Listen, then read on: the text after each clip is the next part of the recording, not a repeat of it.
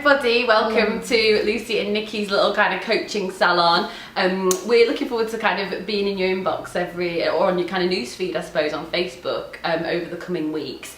We've put this little kind of salon together because Nicky and I are mates, but we're also coaches. We train together.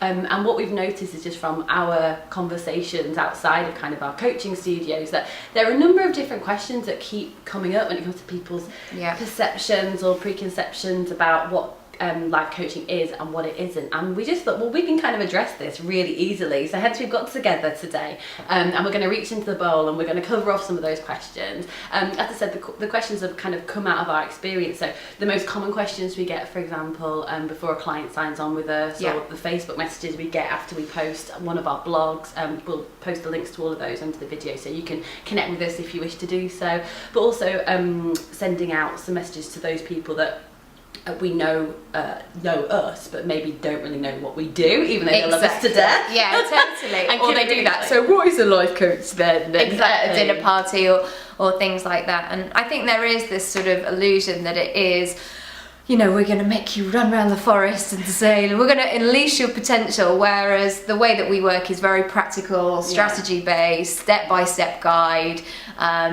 no BS, or any of that kind of stuff, that it's very much a to-do list, a tick list that you can work through and get what you want. And have great champions in the form of a coach, whichever one you might choose to work with along the way as well. Something that's come up in our conversations before as well has been that we access a lot of different thought leaders, whether that's online or offline. We're always sharing inspiration or quotes. We have some very impressive bookshelves in our respective flats, I will add. Totally. But what we've noticed is that it doesn't feel like that's translating very well from over the Atlantic, and that maybe the British culture or kind of the British psyche is less geared up to be open to accessing help. Absolutely. It's showing signs of moving away from that because people know how to keep fit, they're still accessing personal trainers.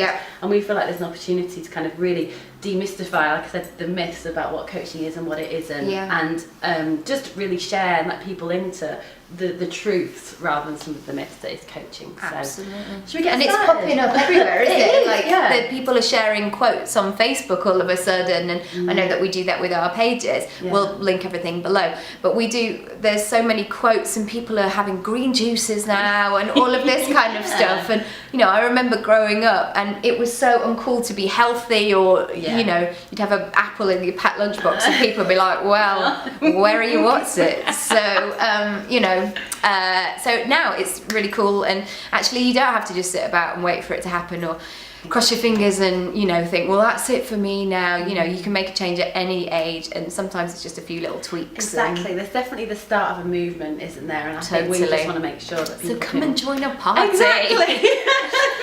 Cool, let's get started. Right, Nicky, do you want to go first? I'm going to mix them up. Okay. Like about some sort of village fair. I know, I'm going to pull out those like glasses that have the moustache. Off you go. Okay. Read it out for the lovely people at home. Ooh, okay. Lucy, you talk a lot about comparison with your brand. Why? Okay. Oh, this is a doozy. I know who this one's from. I talk about comparison a lot because it's something that I feel is coming up a lot, and I think in terms of the social and digital age, people are getting to a certain place in their lives or not, and they're looking on Facebook and someone's in Mauritius, or someone's bought a Lamborghini, or someone's invested in a new property, and they feel like, I don't have that, I'm not even close to that, and they feel totally stuck. And people overshare so much as well, so you end up like knowing everything where people have been, and then it's really freaky when you meet them in real life. You're like, oh God, I know where you went on holiday. Oh, I really did like that hotel bar. It was much nicer than the other one. Exactly. Yeah. But comparison is distracting people from what they can and should do with themselves. And it's really about bringing back that focus on themselves and kind of saying, it doesn't really matter what's going on out there. Take the trigger, recognise you've got some insecurity there, or you've got some jealousy, and let's unpick that and get you back on board and on the compass with yourself, really. So comparison is just this sticky word that comes up such a lot, because I think there's so much to explore there, and I also think that in some ways we are all comparing ourselves. And people have this idea like, oh, at this certain age that they should be at a certain point in their life, or they should have, you know, be earning a certain amount of money, or it's like a tick sheet that they should just kind of go through the motions, and you don't have to live life like that, do you? Well, we both started businesses in the last year, haven't we? Yeah. And I was very much in the corporate branding world and had been since I was fresh out of university, having studied economics, you know, quite structured, quite dry in content, in terms But of not in what I studied. personality. Yeah, exactly. It doesn't make sense to me either. But you know, I left that world to start my own business because I believed in this idea, and you can do it. Totally. It just takes a little bit of reaching really deep, and you can do it. Absolutely. And I couldn't have done it without my coaching, actually. No. Yeah. And I think sometimes these things pop up in life and you think, actually, I've just got to go for it and see what happens. Totally And agree with that. some of the best things I did.